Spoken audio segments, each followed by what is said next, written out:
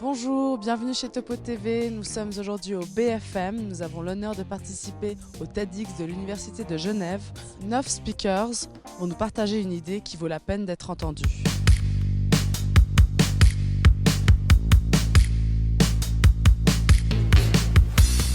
Want to be the voice to your favorite song. Favorite song. Mais au fait, est-ce que n'importe quel étudiant comme vous et moi peut faire son propre TED?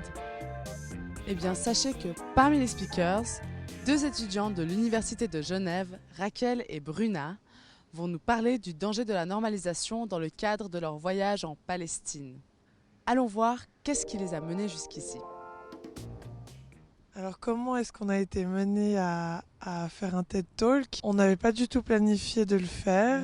Quand on était en Palestine, on a dit aux personnes que notre travail s'arrêtait pas là, qu'on voulait encore être impliqué en Suisse. Quand on est rentré, Raquel m'a envoyé l'annonce et on s'est pas posé de questions en fait. On s'est dit c'est le meilleur endroit pour pouvoir parler de ça. On y va, on se lance.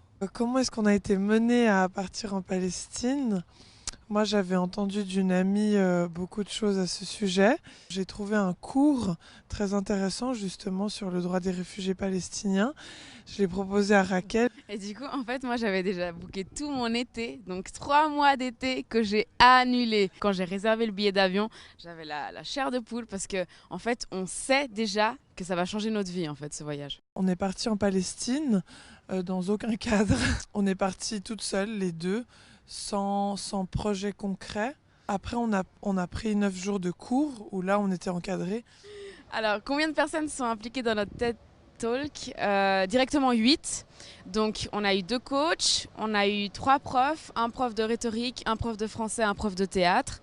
Et après, on avait 2 personnes qui nous ont aidés, donc 2 Palestiniens, un pour la traduction, un pour le montage du film, et puis le jeune de 17 ans qui est dans la vidéo. Ce garçon qui présente la vidéo qu'on a connu en Palestine, il étudie le cinéma. Il a dessiné un peu sa réalité et il a dit qu'il avait envie de nous décrire son dessin, mais il n'était pas obligé de le faire et il est vraiment venu par lui-même. Et donc c'est là qu'on l'a enregistré en fait en train de décrire son dessin. Mais à ce moment-là, on n'a jamais pensé faire un TED. Quand on a pensé à la vidéo, on a tout de suite pensé à lui. Il nous a vraiment rendu un travail en quelques jours. Et c'était merveilleux de savoir qu'on a réussi aussi à les impliquer eux. Alors, la difficulté d'introduire un sujet aussi politisé dans un TED, l'une des premières idées, c'était d'intervenir dans les écoles. Et justement, on a reçu des réponses négatives, donc c'est là qu'on s'est vraiment rendu compte à quel point on peut avoir des barrières. Le TED, au début, on n'était pas sûr qu'on allait l'accepter, mais du coup, on leur a pas présenté une idée, on va vous parler de la Palestine. Avant de partir en Palestine, ce qui nous a frappé, c'est que on n'en a pas vraiment parlé au collège de ce conflit, alors qu'il est encore actuel. Et puis moi, au collège, j'avais eu une prof, même elle disait « Je suis obligée de parler des 2 parties et je dois faire attention à ce que je dis ».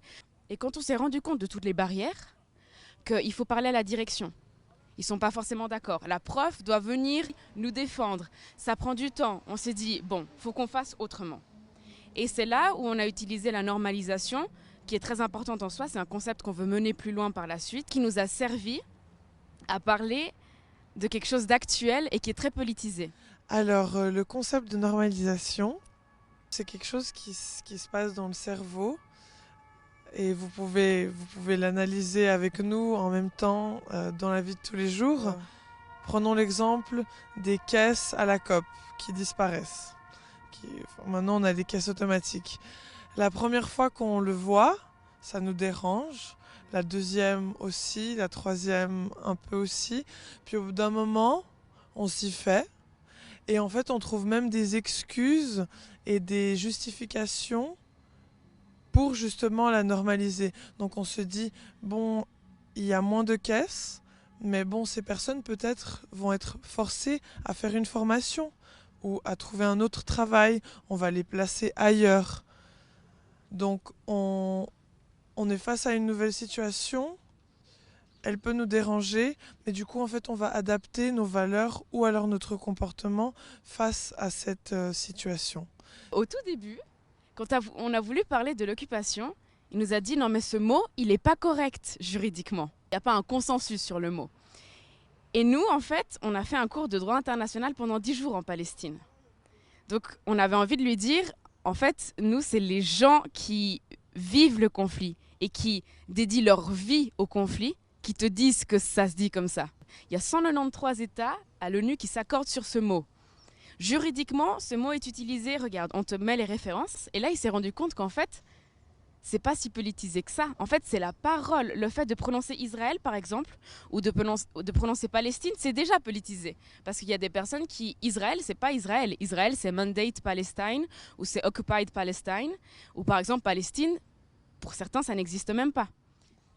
Donc, la normalisation en Palestine, comment on est arrivé à trouver ce concept? En fait, un jour, donc le deuxième jour de notre voyage en Palestine, on s'est retrouvés en face du mur à Bethléem, et on avait une amie qui nous faisait guide.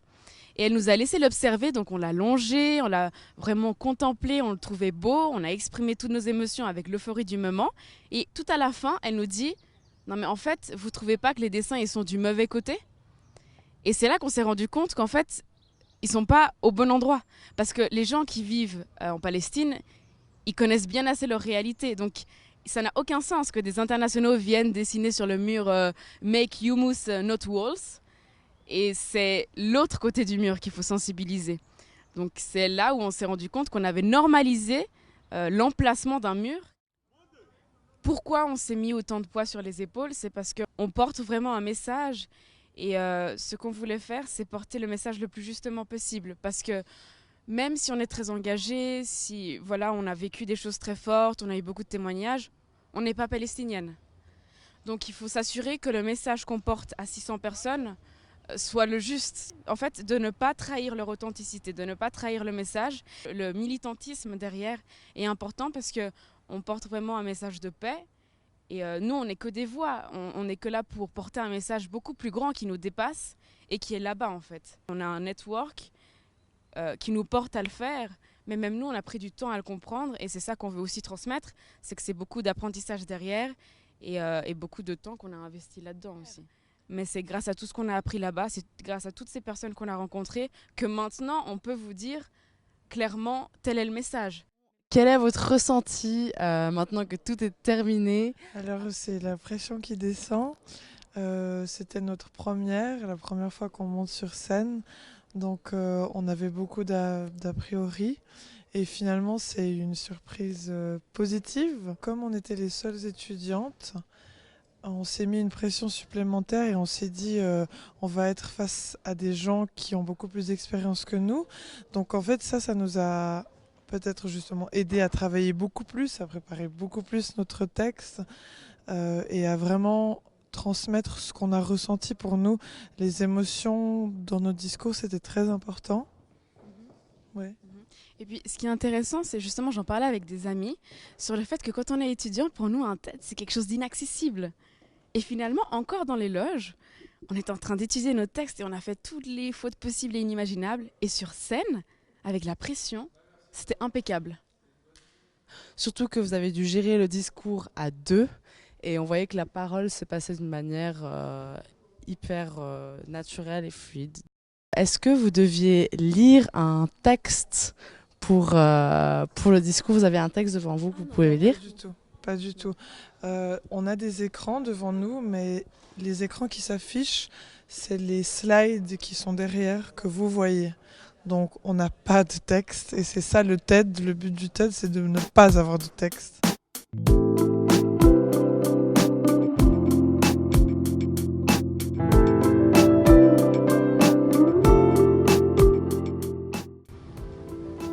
Et au fait, les filles, moi je peux faire un TED.